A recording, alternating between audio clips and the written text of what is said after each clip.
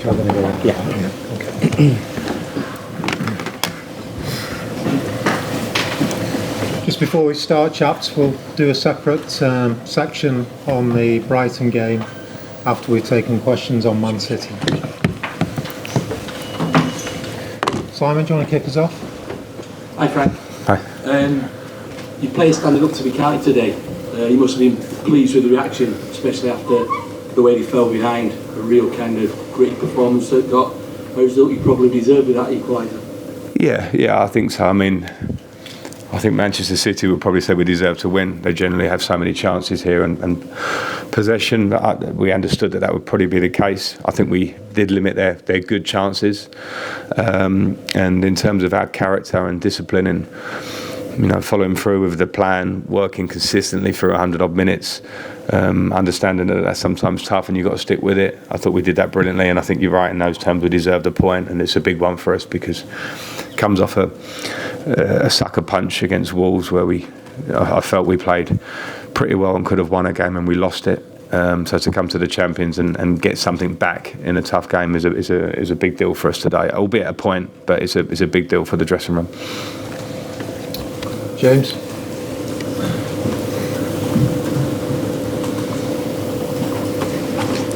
I know it wasn't like an identical performance to the one Brentford had here, but did you take some sort of inspiration from what they did, sort of pushing City wide, backing yourselves to defend, those crosses, being really aggressive, tenacious, taking your chance when it did come? Yeah, we watched that performance, and listen, it'd be great to come here and open up against City and try and go toe to toe.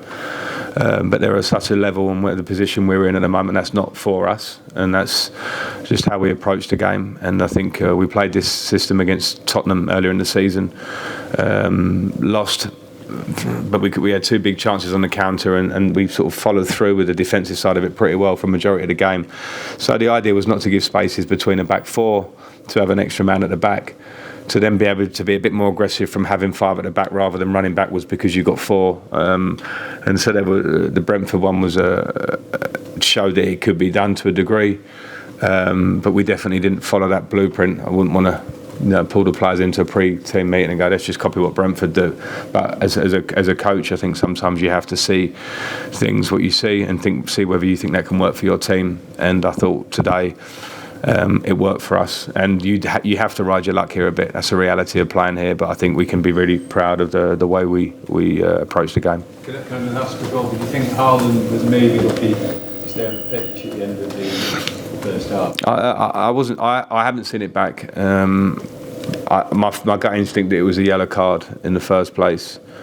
And it was a bit lungy, but I didn't think there was massive force to try and hurt Mykolenko. So I would say no. Joe? Frank, I felt like those players really put their bodies on the line for you today. I mean, how pleased were you with the resilience and the fight that they showed? I mean, like having a game plan is only one thing, but when they really wanted it today, it really came across. Yeah.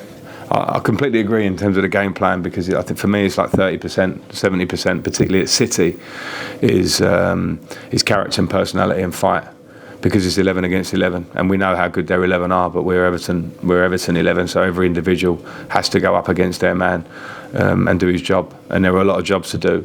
It wasn't an overcomplicated game plan defensively. A lot of stuff is zonal and getting across and doing your job, and then there's some little links between the team, the triangles on the side defensively, and to consistently do them is a character issue sometimes. Keep going, no matter what. And that was one of my big things before the game. I didn't want to see a performance where a goal went in or something happened and our heads go down, because when I see that, I don't like it. And I felt a little bit like that after Wolves, it was understandable after Wolves.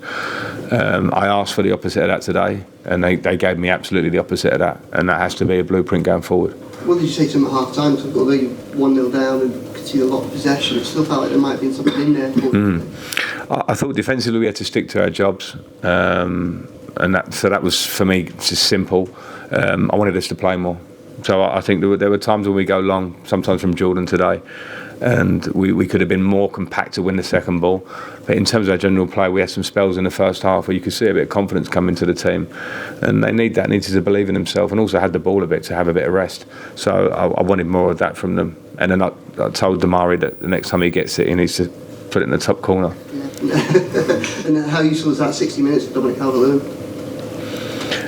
I'm really happy because it's a tough game to put a striker into because of the type of work it is. A lot of halfway line work off the ball, but I felt that would work for him in terms of getting minutes in the legs.